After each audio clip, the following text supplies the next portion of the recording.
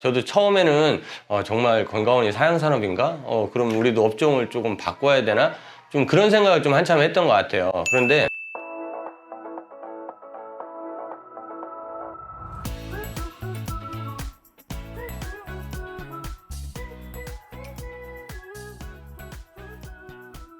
안녕하세요. 건강원 창업 아카데미 안흥규입니다. 오늘은 많은 분들이 이 사양산업이라고 걱정하시는 이 건강원 업종에 대해서 좀 이야기를 해보려고 합니다.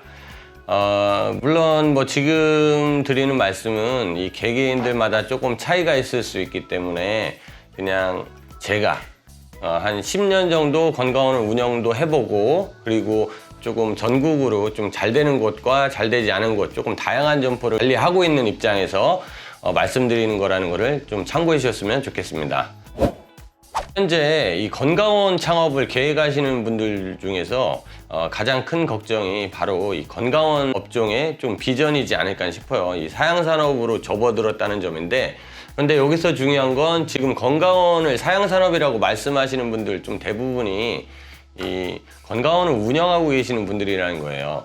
물론 뭐 지금 현역에서 건강원을 운영하고 계시는 분들이 사양산업이라고 느꼈다고 하면 또 뭐 그만한 이유가 있을 것이고, 또 그분들 이야기가 현실적으로 뭐 맞을 수 있겠다라는 생각이 조금 들기도 하지만, 아무래도 제 입장에서는 이제 원인이 뭐고 어떤 식의 이유로 인해서 이제 그런 분들이 그런 생각을 하시게 됐는지를 조금 고민을 많이 해봤던 것 같아요. 또 그게 제 일이기도 하고, 그래서 좀 한참을 조금 고민을 했었는데, 이 건강원을 사양산업이라고 말씀하시는 분들의 이제 공통점을 제가 찾게 됐어요. 첫 번째, 이 건강원을 운영한 지가 오래됐다. 여기서 뭐 올해란 뭐 1, 2년이 아니고 보통 한 10년, 15년 뭐 그 이상이 됐던 점포도 있었던 것 같고요. 그리고 두 번째는 점포가 크지 않았습니다. 대략 한 8평에서 10평 정도. 제가 생각하기에는 이 건강원을 사양산업이라고 말씀하시게 되는 동기가 아마 지금 방금 말씀드렸던 이유가 좀 저는 가장 클 거라고 생각을 합니다. 왜냐하면 그때 당시에는 이제 좁은 탕전실을 가지고서도 충분히 건강원이 운영이 가능했겠지만, 탕전실 이외에도 뭐 부자재를 보관하는 공간, 완제품을 보관하는 공간 등 그때보다도 좀 많은 공간들이 필요하게 됩니다. 물론 뭐 지금도 8평만으로 충분히 건강원을 운영하는 곳도 있습니다. 하지만 이제 아무래도 점포가 좁다 보면 이 정리정돈을 하기가 조금 어렵고, 이제 손님들이 오셔서 보셨을 때 시각적으로 좀 깨끗한 느낌을 주기는 좀 어렵다고는 생각을 합니다. 그리고 세 번째는 임가공 수익에만 조금 의지를 많이 했던 것 같아요. 예전에는 사실 건강원에서 임가공으로만 운영을 하셔도 어느 정도 좀 소득은 이제 보장됐다고 생각을 합니다. 그런데 그때보다 지금 달라진 것들이 좀 많은 게, 요즘에는 이제 좀 핵가족 형태로 이제 바뀌면서 아무래도 임가공을 했을 때 많은 양을 한 번에 구매를 해야 되기 때문에, 그런 것보다는 이제 3,000원, 5,000원 이제 좀 가격이 조금 비싸더라도 이제 소비자 입장에서는 한 상자씩 이제 30호 단위나 50호 단위 한 상자씩 구매하는 걸 좀 원하는 경우가 늘고 있어요. 그래서 일단 먹어보고 구매를 한다든가, 아니면은 뭐 사과 한 상자, 배 한 상자, 포도 한 상자 이렇게 조금 다양한 제품을 구매를 해서 이제 각각의 이제 가족들마다 입맛에 맞게끔 드시는 걸 좀 원하는 경우가 많은데, 임가공을 자꾸 고수를 하시게 되면 아무래도 지금은 예전처럼 재료를 가져오기도 힘들고, 일단 재료를 가지고 올 수 있어야 임가공이 되는 건데, 산지에서 가까운 곳에서 뭐 건강원 운영을 한다 그러면 산지에서 많이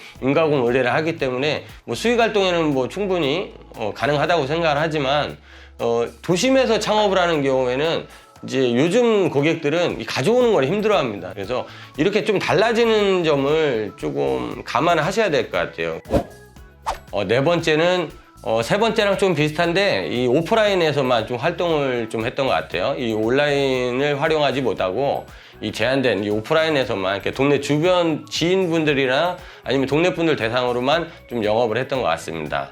사실 그 동네 같은 경우는 이제 고객들도 제한되어 있고, 또 건강원 점포도 또 많다 보니까 대부분 이제 나눠먹기 싸움이 돼요. 그래서 어느 정도 수요가 나오지 않는다면 아무래도 이제 당연히 매출도 안 나올 테고, 뭐 거기에 대한 소득도 안 나올 테고 이렇다고 생각을 하는데, 블로그라든가 인스타그램, 그다음 카카오 스토리 같은 것도 이제 활용을 하고, 이제 우리 동네가 아닌 먼 지역으로 활동 범위를 조금 넓혀준다면 다양한 고객도 확보를 할 수가 있고, 그에 따라서 당연히 뭐 매출도 늘어나고 이 소득도 늘어날 수 있기 때문에 온라인을 얼마만큼 활용을 하냐, 저는 이게 좀 관건이라고 생각을 해요.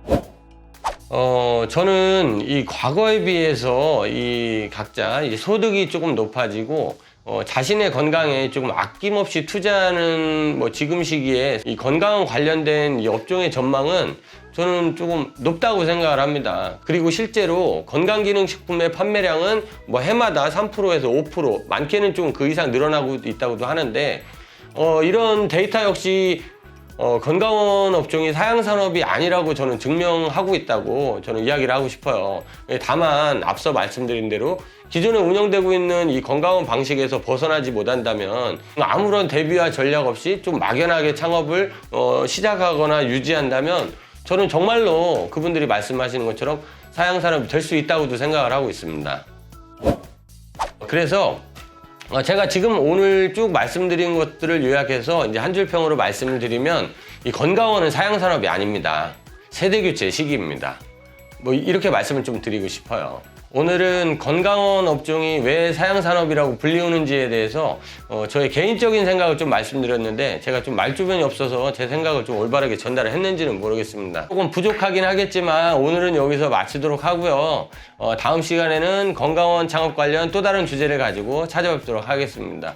저희 다음 영상이 궁금하신 분들은 구독과 알림 설정을 해주시면 저희가 다음에 영상을 업로드했을 때 좀 쉽게 좀 확인하실 수 있습니다. 그러면 오늘은 여기서 마치겠습니다. 감사합니다.